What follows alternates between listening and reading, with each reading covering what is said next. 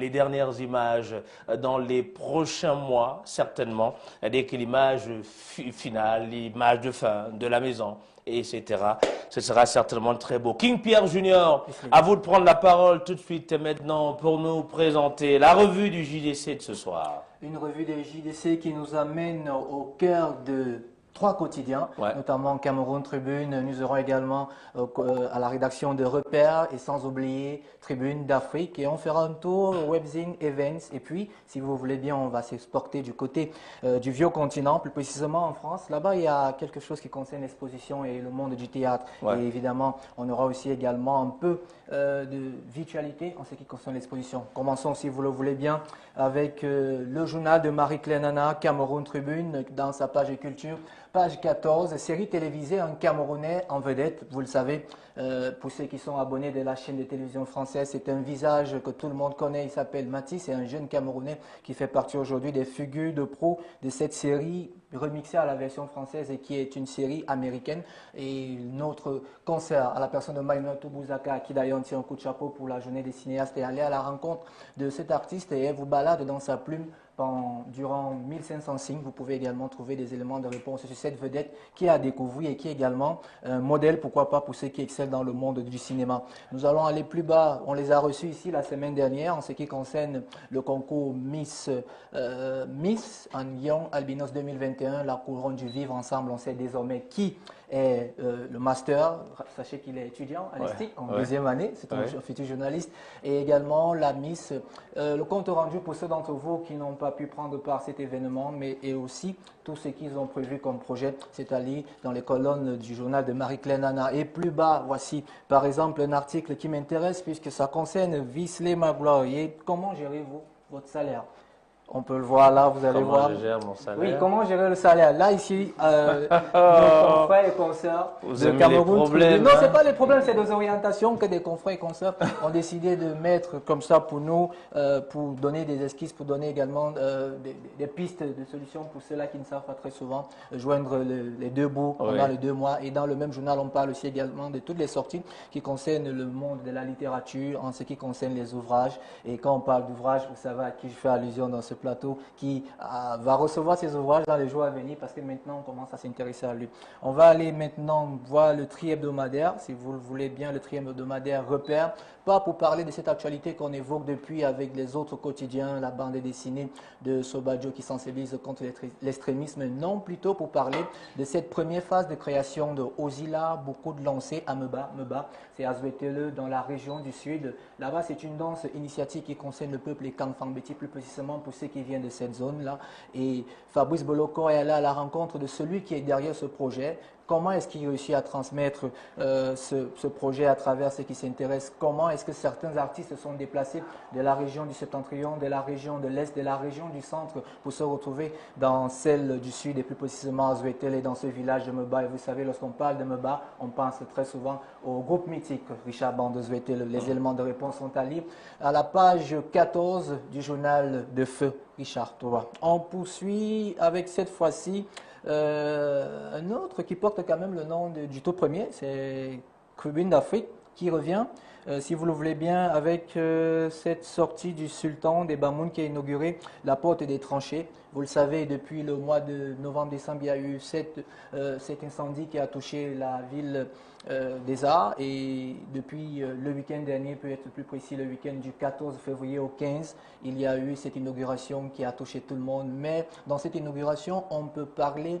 de l'aspect qu'il y a eu avant cette inauguration. Permettez un peu la tautologie. Vous le savez, à chaque événement culturel, parce que là-bas, ils sont très ancrés dans les événements culturels, on donne des titres nominatifs à des fils et princes. Et comme vous pouvez lire dans le journal dans le journal Tribune d'Afrique, c'est le cas du docteur Eloge Yangini, j'espère que je prononce bien parce que je sais qu'ils sont très regardants du côté de la linguistique, qui a été honoré. Et il n'est pas le seul, il est désormais Ndji. Et vous voyez, ça allie médecine, culture et un peu aussi également du savoir-faire en ce qui concerne le monde de la culture et de la médecine. Voilà.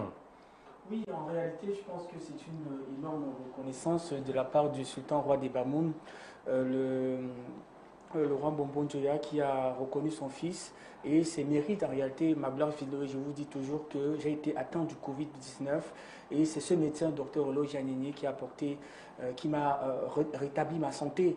C'est un médecin qui est efficace et je lui dis encore merci pour tout ce qu'il a fait pour moi. Et c'est un fils du coin. Oui, c'est un fils du coin. Au-delà de ce que dit Paul Visley, j'aimerais ajouter que le docteur Elo, c'est quelqu'un qui n'a jamais quitté sa culture. C'est quelqu'un qui a toujours été ancré dans sa culture au point d'allier tradition et modernité pour sortir ce médicament de la Covid-19 qu'on appelle le Corocure, qui a aidé énormément de vies. D'ailleurs, ce médicament a guéri ma sœur. C'est quelqu'un qui, au-delà de son apprentissage du monde moderne, est toujours revenu aux sources, prendre des conseils, prendre de l'amour, demander à ses ancêtres de l'aider, de partager avec lui cette sagesse. Et aujourd'hui, c'est naturel qu'il soit élevé. Pour moi, ce n'est pas une surprise. Ok, qu'il soit reconnu. Il est notable. Nji. Oh, allez-y, autre actualité. Autre actualité, on va cette fois-ci dans le webzine Events. Comme là-bas aussi, on parle des distinctions. Et vous le savez, quand ça concerne la culture, athlètes de la culture, soldats de la culture que nous sommes, on va à la recherche de celles-là qui se distinguent. Et là, vous pouvez voir dans ce webzine, il y a Stéphanie Dormo, que tout le monde connaît dans le secteur de la culture, qui a été distinguée comme meilleur acteur culturel dans la région de l'Ouest. Et également, vous avez Amélie Laure Makamanga, qui a été également distinguée comme meilleure communicatrice culturelle. Vous le savez, on parlait de Stanley Lo. Voilà, parce qu'il y a des visages qu'il ne faut pas cacher. C'est elle qui est cachée derrière toute la stratégie de communication, de mise en place de digital, de marketing opérationnel et digital de notre rappeur camerounais. Et vous voyez, lorsqu'il y a des journaux qui décident de récompenser et qu'on voit que ce sont des dames, avant le 8 mars, qui commencent à se distinguer, c'est quelque chose à tirer de peau. Et Stéphanie Ndormo, elle également, c'est elle qui met en avant ici les stratégies qui concernent la route des chefferies, qui est ce programme-là qui veut être exporté dans d'autres régions, notamment celle du littoral. On était très récemment encore dans une zone des peuples bassards où on voulait avoir des informations sur l'acquisition des terrains là-bas pour ici également étendre la culture comme ça se fait déjà dans la région de l'Ouest. Les éléments de réponse, le profil de ces dames braves sont à lire sur KPG20. Vous pouvez voir pour Ouest Féminine, Stéphanie et Amélie, deux profils à découvrir. Et à l'heure où on parle des modèles, je peux vous dire que ce sont des modèles qui bossent dans l'ombre et qui Visley, la particularité, c'est qu'elles ont d'autres boulots, c'est-à-dire en lieu et place quand ils rentrent le soir, du community management. C'est vraiment un coup de chapeau. Coup de chapeau également à nos confrères d'Écho de l'Ouest qui ont décidé d'organiser cette cérémonie qui prime alors les meilleures personnalités de la région de l'Ouest. Très certainement, on aura peut-être d'ici peu la région du Sud, la région du Centre, la région du Nord, pas forcément. Pourquoi pas? Allez. Pas forcément. Félicitations à Stéphanie et à Laure. Alors, à Amélie. Stéphanie et Amélie. Ok. Autre, on va aller cette fois-ci avec nos confrères de Culture Média RFI. Merci déjà pour cet article parce qu'on a eu à bosser longtemps dessus. Vous pouvez le voir, il est titré Exposition, zone franche à l'Institut des cultures d'Islam. Ça tombe bien. Ashton en parlait en coulisses. Comment est-ce que certains artistes, et surtout ceux qui sont dans un domaine qui n'est pas souvent très mis en avant, celui de l'exposition des arts. Vous pouvez la voir jusqu'au 1er août, jusqu'au bout de votre petite souris pour voir une exposition. Il suffit juste d'avoir une bonne connexion, il suffit juste de vous abonner sur le site en question et de taper zone franche. Vous pouvez vous balader dans un musée qui vous donne alors un bon contenu. Et on rappelle ici qu'il s'agit de la toute première exposition de la saison Africa visible en ligne. Les deux pays qui ont été choisis sont le Maroc et le Cameroun. Et vous le savez, lorsqu'on parle du Cameroun, on sait qu'on a vraiment beaucoup à produire. On va terminer cette revue avant l'ouvrage que j'ai prévu pour vous avec nos confrères des Libérations. Vous le savez, quand on parle des Libérations, on va toujours rester du côté de la France, avec cette fois-ci encore un article assez intéressant que je vous invite à lire. Il est tout simplement intitulé « Une seconde vie pour les décos en Afrique ». Eh bien, c'est un article, c'est un concept qui a été cofondé par une journaliste française et une chorégraphe camerounaise. L'association est dénommée Showbiz, qui a pour rôle de récupérer du matériel de théâtre en France et de donner ça aux pays sous-développés. Quand on parle des pays sous-développés, ici on parle de tout ce qui concerne l'Afrique subsaharienne. C'est à lire sur le site www.libération. Et pour ceux d'entre vous qui êtes abonnés, n'hésitez pas également à vous étendre parce qu'ils ont d'autres articles qui concernent le domaine de la culture. C'est avec ça que je vais clore cette revue avant de vous proposer bien évidemment l'ouvrage. L'ouvrage, vous avez un ouvrage à nous présenter qu'on va certainement découvrir dans les prochaines secondes.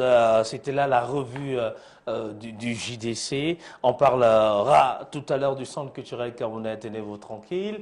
Alors, vous avez autre chose? Présentez-nous votre ouvrage. C'est l'ouvrage que je vais présenter. Il est intitulé Boomerang ou crépuscule des politicards. Il est rédigé sous la forme d'un théâtre. L'auteur n'est d'autre que Dr Ngueti Michel, qui revient ici sur un aspect, celui des politiciens en période d'élection. On sait très souvent que quand les élections arrivent, ils apportent souvent les villages, les villes pour pouvoir faire campagne, et les mêmes ne reviennent pas après pour des résultats ou bien encore dire merci à ce même peuple. Il est disponible aux éditions Africaine Édition.